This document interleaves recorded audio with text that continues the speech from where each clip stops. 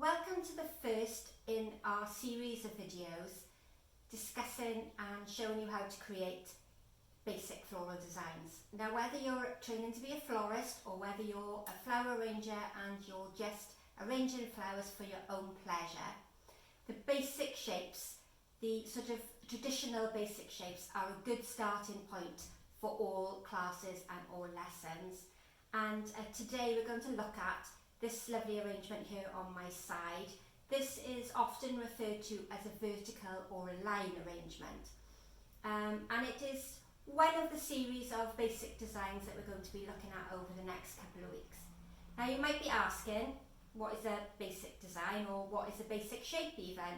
And for me, when you start learning flower arranging, whether you're a florist and you're pursuing a career in a flower shop, or whether you're a flower arranger at home and you're just interested in arranging flowers from the garden or from the supermarket, the same original basic outline shapes, very traditional British flower arranging, is often a good starting point. Now, you might be wondering, what are those basic shapes and what are the sort of design styles that we start with? And for me as a tutor, the easiest one I find for learners to get to grips with and a good shape to start with is this design here on my left hand side. This can be referred to as either a vertical arrangement or a line arrangement. But don't mistake it for a form linear design. That is something completely different. So if you're in a higher level floristry and you're learning about form linear, then don't take any guidance or any inspiration from this, because they are very, very different designs. So this is a line arrangement, often taught on the first couple of weeks of any flower arranging or floristry course. And this will help you progress quite comfortably onto the other floral design shapes. Now, what are those shapes, you might be asking? Well, we have the vertical or the line. Then we have a triangle, which can be asymmetric or symmetric. So that means balanced or unbalanced. Then there are various round-shaped floral designs. Then we have a different selection of crescent shapes. We have the Hogarth curve, which I personally think is a delightful design, but it's quite hard to create if you don't have the correct material to design with. Then we have a horizontal and a diagonal, and there are different versions of each of those designs. 1, 2, 3, 4, 5, 6, 7. So that's roughly 7. I've got them written just on my side so I can remember them all. So there are roughly 7 basic shapes that we're going to look at, and they can have different versions of them. So those 7 basic shapes can be created and changed and adapted into different styles, but following those same basic guidelines. For example, a traditional triangle shape, which we don't see a great deal anymore in the floristry industry because we've gone a little bit softer in our styling, but it still comes from a formal triangle. The triangle can be used in a small container just like this, or it can be made in a grand scale stately home in a very large urn, or it can be replicated in a church in a pedestal style. So when you get those basic shapes, then the world's your oyster. You can create and be a little bit more adventurous in your styling as you get a little bit more confident. Now, we're going to look at this design today, which is what I often refer to as a line arrangement, but is referred to as vertical as well. And you can see pretty much why it's called a vertical, because it is very straight, very linear in its design, and narrow and contained within the size and shape of the container. Now, it's not quite finished because I'm going to change this into something a little bit later on. You can see that there are gaps and the floral foam is quite clearly seen. But it's a good talking point for you to see where we're going to begin. Now, my first tip would be, when you're learning for this type of design, to pick 5 or 7 flowers Though that's a manageable size, and you can go taller if you want, but I think this for a beginner is a good size to start with. So we have, in my case, 7 flowers, and I chose 7 because proportionally and in scale with the container, it allows my container to be an integral part of the design, rather than my container being very large and very heavy and being more prominent than the flower selection itself. So scale and proportion are principles of design which we get to learn about as we go through these basic shapes. But what you're looking to do is to have your arrangement more prominent than your container. So your container is sort of second place. And I picked, for this style of arrangement, this is a beautiful foliage. I'll just pull that out to show you. This is called Ophthalmus. A little bit like a rosemary in its colouring and its texture. This comes in from Ireland, from a company called the Irish Green Guys, and I particularly like this to match my container. So we've got a lovely colour link between my foliage and my container. We also have Pittosporum, which in my case is a florist foliage because floristry is my chosen career, but you will find Pittosporum quite easily in the garden, maybe if you're a keen gardener. So that's a good one that you can get hold of from your garden or maybe a friend's. And then at the focal area down here, this helps to strengthen the focal section, the area that your eye is attracted to. I've used some large flat ivy leaves, but that is going to develop into another video, into a slightly different arrangement, but it's nice often to see how hopefully your design is going to end up. If we look at it from the side, you'll see that it's very, very narrow and tall and quite straight. So it's what we would refer to as a formal design, following formal flower arranging rules. And if we just turn it back to the side, you'll see that not only have I got a front section where there is a little bit of what we call a triangle shape from the side. So this is your profile. I've also brought that weight through to the back as well. Now that does two things. It gives you visual weight and gives the design depth. So when you're looking at it from the front, your eye travels all the way through to the back, giving it an almost three-dimensional effect. And it also gives us actual balance. So it means that the design isn't front heavy because all the flowers there are at the front and we don't want it to tip forward. Now on a small design like this, the actual balance isn't as important as it is when the design gets a lot bigger. So if, for example, you were in a church and you had a very narrow pedestal that we often see in churches, if you placed all your flower material to the front, straight away you're making that a little bit unstable, and there's the chance that it would tip forward or get knocked over when somebody was passing.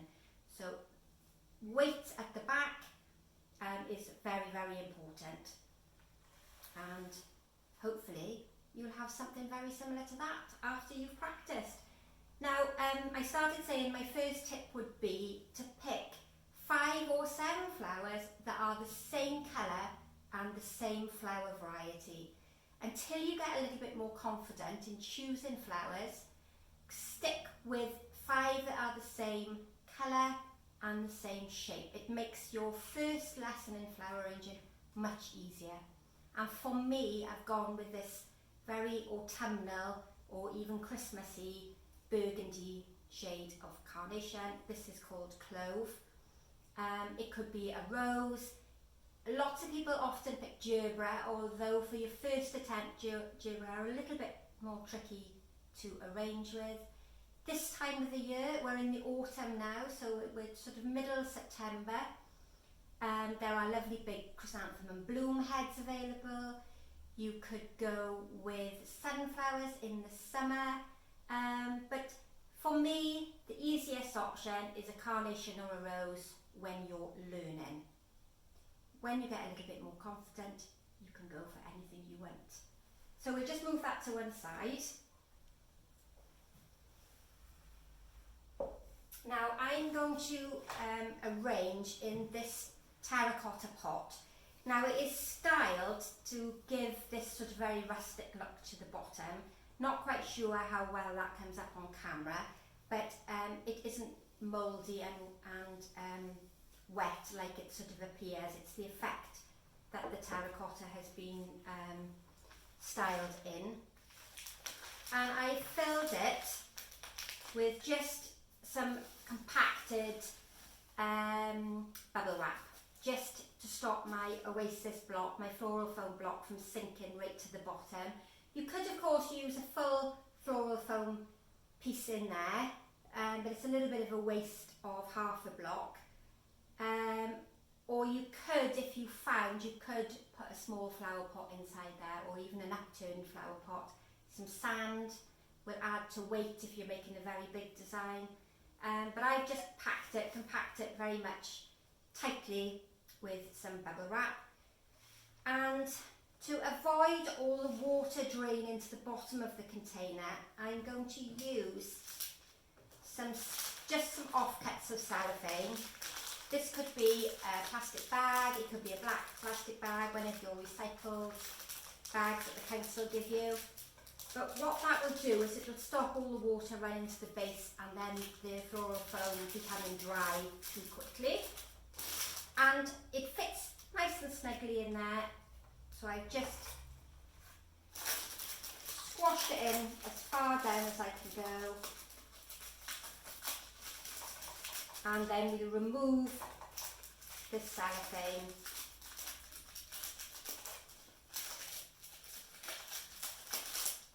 It's a little bit crinkly, so I won't talk for a minute while we cut that off.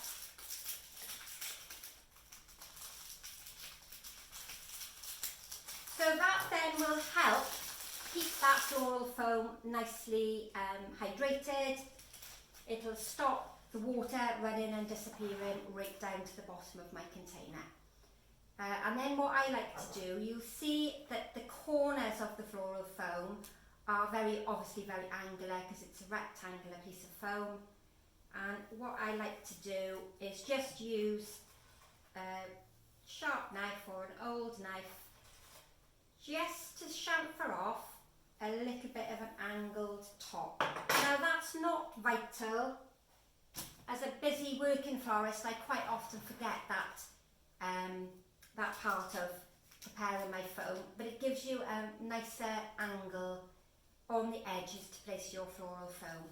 Now, because we're arranging in a fairly traditional style, then we need to have about an inch or so proud of our container. More modern floristry and flower arranging, you keep the floral foam much closer to the profile or the top of the foam. Make sure that's nice and secure. If you have a bigger container, then you can wedge some little bits of foam down the side to stop it swinging around. And that's my container pretty much prepared. Now I don't know whether it's because I'm a florist or it's the way I was originally taught, but I like to put my flowers in first. There is, to me, no right or wrong way. If you want to do your foliage first, then that's okay.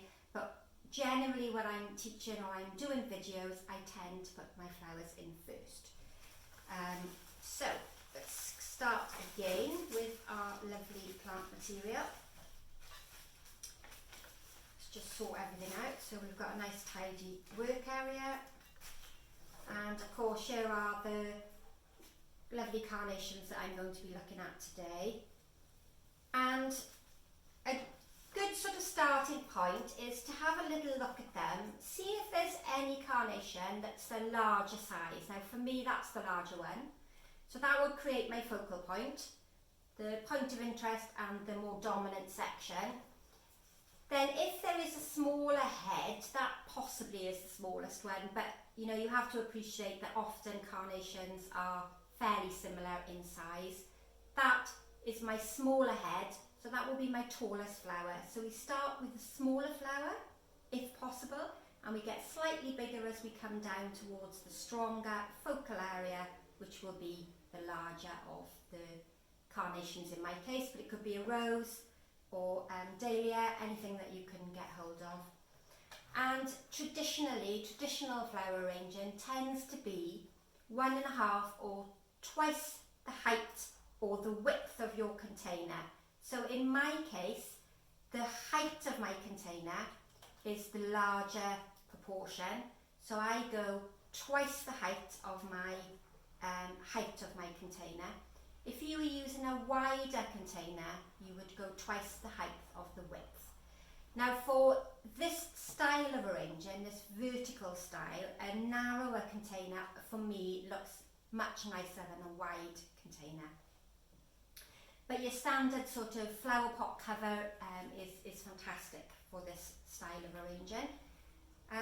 So what I've done, I have a piece of string here, and this is an easy and quick little tip. What I've done is I've measured a piece of string so it's twice the height of my container. So we're not including the floral foam, we're just including the container. And that gives me a rough estimate of the minimum height my arrangement is going to be. Now as you get more proficient and you do more arrangements, you'll pretty much be able to do that by eye. But I know when you're learning, often people are quite nervous of cutting their flowers. They're worried about cutting them too short. But that there is roughly the minimum height that we're going to go. So if I'm a little bit nervous, I can use that piece of string just to sort of estimate how long my flower needs to be. And if we just stand it alongside, so this would be my height, that's a fairly good size. So it's double the height of my container. If you go shorter, it's not the end of the world, but it just will mean that your container becomes a little bit more dominant and more important than the flowers selection. Now we'll just remove a little bit of foliage off there. Somewhere is my bin. Let's just get my bin. So this was roughly where that double height came to, just where my finger and thumb are there. And if we cut it at a slight angle, I'm going to remove some of the lower foliage off there. We're going to insert that into the floral foam. Now if that was a rose, you'd need to make sure that all the thorns and all the leaves were off the bottom section, because anything that goes into that foam needs to be free of any leaves or any debris so that we don't take up a great big hole in the floral foam. And we're looking to place the stem into the foam about 1 inch. So I've added, after I measured it, I added a good sort of inch onto the bottom. You can always cut it shorter if it's too long, but we obviously can't extend it by adding the stem onto the bottom. Now if I just use my knife as an example for you, what we're going to do is we're going to come about 2/3 of the way back in the foam, not too far back because we have some foliage to add in, and not too far forward because we have to add in all our other flowers. So just a little bit over that halfway line towards the back of your floral foam. Now when this is completed, this is going to be a front facing design, so you will only see it from one side. And as I explained in the beginning, we'll still be bringing materials to the back to make sure it's balanced and to give us some visual depth. Just twist it a little bit if need be to get it into shape. And you will see that that flower head there is almost directly over where it went into the floral foam. We don't want it leaning backwards and we don't want it leaning forwards. So remember, if you can, to turn your arrangement around and look at it from the side. So I'm just a little bit further back from the centre, and it's gone in almost a sort of inch into the floral foam itself. Now for me, the next step is to do my bottom flower, because then we've created the outline shape. So forget your focal flower for the minute, that can be kept to one side.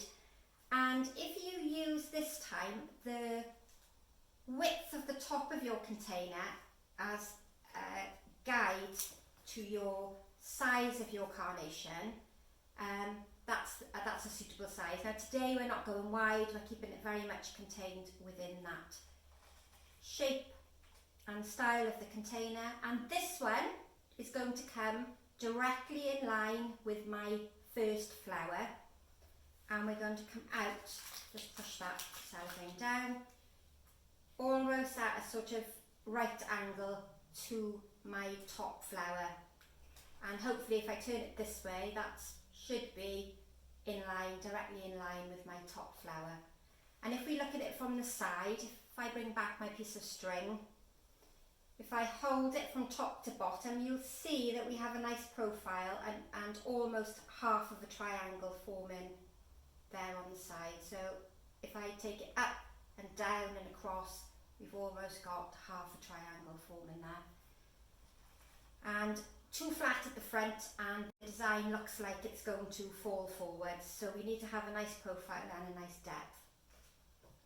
Now what we are going to create is that visual line coming down from top to bottom, and I have 7 flowers, so for me putting the middle flower in next makes it easier to understand that there will be 2 flowers on top of it and then 2 flowers underneath it, creating a line of that 7 flowers. If you're using 5, then you will only need to place 1 flower in between. And you can come directly down from the top, but sometimes you end up with them cut too short or staggered at different lengths. So for me, the next step is to roughly gauge where half of the height would be. And this is a good little tip. Turn it upside down and sort of roughly guess where you think half of the height may be. And then that one will go pop in. Again, almost straight up. Slightly leaning forward, but not as far forward as this one on the bottom. And again, if we use that piece of string, you can see that I have a lovely profile forming there. What we don't want to do is have any flowers that are coming out at this sort of angle here, spoiling that lovely profile, that triangle profile that we're trying to achieve from the side. So now, these are very much in a line down the middle, so now we need to create a little bit of movement so that it doesn't become very stiff and very stagnant. We're going to create a little bit of wavy movement with that line, and we're aiming to have them as equally spaced out as we can. So again, you can use that little upside down method to cut your carnation, and then again measure and cut at a little bit of an angle, so it means that less of the stem goes into the foam, so you create a smaller hole, and the angled shape opens up more surface area to taking up water and inserts into the foam a little bit more easily. Now I've come to my right as I'm looking at it, and my spacing is sort of that distance, about 2 inches, so I'm looking now if I can to get one in that gap so that I have equally spaced flowers. And now carnations don't take up water in this section here. This is called the internode. Sorry, this is the node. So you need to cut on that straighter stem there, or just above the node. Now, don't worry at this stage if you cut your carnation a little bit too short. You can always, if you feel you've cut these two too short, you can always use them down here and call on your other 2 carnations as spares. So if we look now, we're hoping that the distance between these is fairly similar. And I don't think we've done too much of a bad job there. I think I'll push the middle one down just a little bit. And because we've gone sort of left and right, we're creating a little bit of a lazy line, so it's not as formal as that very severe straight down the middle look. Now then, this was my larger flower, and this is going to become my focal flower. And my focal point for this design is just around this sort of area here. And keeping within my profile that I've created, remembering to stagger them left and right a little bit and try to get them fairly equally spaced out. It's a little bit too long. You'll see that we've created quite a nice vertical line. So that's the 7 main flowers in. You'll see I'm still contained within the shape, the overall shape of my container. And if I look at it from the side, we have a lovely profile forming coming out to that bottom flower. I'm just going to push that one in a little bit. There we are. And it gets you a nice rhythmic line, often described as a bouncing ball bouncing down the stairs. So it moves left to right as you come down towards the base. And that there is the basic shape that we're creating with just a minimal quantity of flowers. Now at this stage we'll add some of the foliage in. And for my foliage today I have some of this lovely birch. This is just dried birch that I often have to put in floral bouquets or in arrangements. And I chose this because it was a fairly similar colour link to the darker sections that are in that pot, and because it was a good colour link with my carnations. I've also got some of these cordyline. Now that's a good line material, so if we look at that, it creates almost a virtual line, makes your eye travel up and down. So this is what we would call a line material, and this is what we would call a form, because it's a round form or a round shape. So again, a nice colour link with the container and also a good colour link with my carnation. Now I have 3 of those. I've got some pittosporum. This is a commercially grown pittosporum, but again you might have some in the garden. Or it could be rosemary, could be tall bits of hebe, conifer even. And this is what I would often refer to as a bunchy foliage when it's in this sort of form. So that would be much more bunchier and fill out a bigger spot. When it's taken down into individual pieces like this, then that's more of a line material. So it creates that line effect and creates movement with your eye up and down. And then to create a little bit of a focal point, to strengthen the focal flower here, give your eye a resting place, I'm going to use the salal as individual leaves. On the arrangement I showed you in the beginning, I used ivy. And what that does, it's a really good contrast in the shape and texture of the leaf. So this is very fussy, small, this is large, flat, and has a little bit more of a different texture.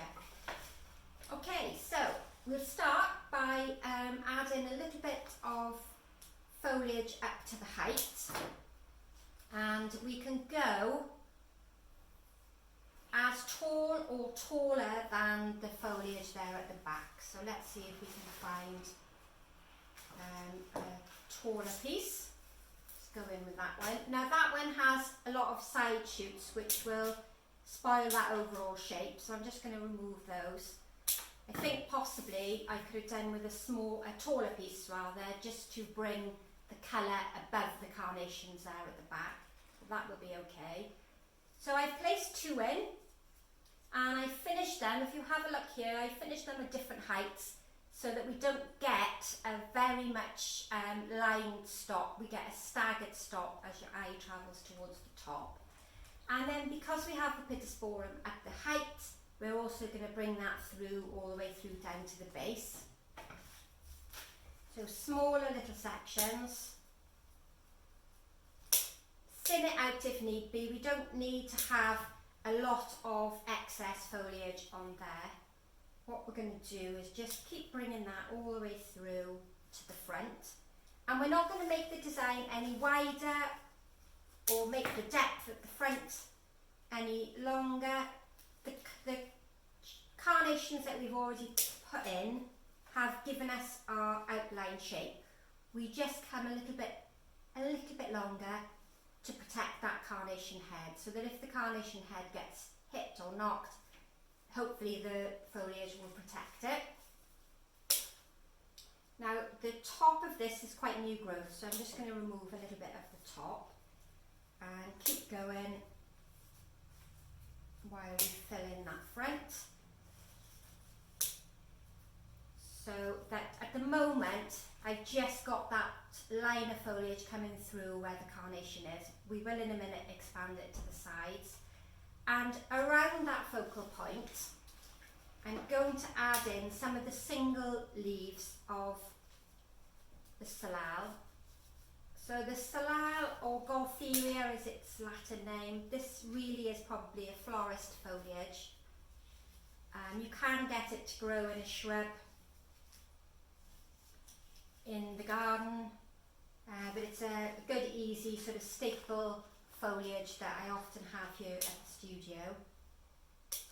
And what I've done is I've just used 3 around that focal point there in the middle. Gives me a different shape and a different texture, and it helps to frame that focal point. And it breaks up the very fussiness of the Pittosporum, because it's a very small foliage, so it's quite busy and quite fussy. Now up towards the back, we're going to use the Dracaena, and what I've done there is I've just narrowed that into a little bit of a point so that it goes into the floral foam much more easily, and it doesn't take up too much of the foam.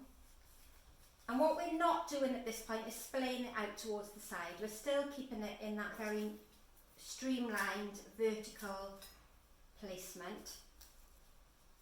And again, I'm finishing them at different heights. And I'm just going to bring one towards the back as well to give me a little bit of depth. Now I've come, if we look at it from the side, I've come right through to the front. So if I do the same now towards the back, just to balance it off there. Also, what you need to remember is that if the floral foam isn't completely covered, it's prone to dehydrating much faster than it is if it's covered in foliage. So it's always important to have as much of that foam covered as possible. You can leave a little watering hole or a little watering gap there at the side or the back. But particularly when the weather is warm, that will dehydrate very, very quickly. So you can see there I'm almost mirroring that length at the back. And we use the same theory and the same principle to do the sides. Now I've only got this one type of foliage because I didn't want to overcomplicate the arrangement at all. But there's no restriction on how much foliage you use. If you have if you have access in your garden or friend's garden to more foliage,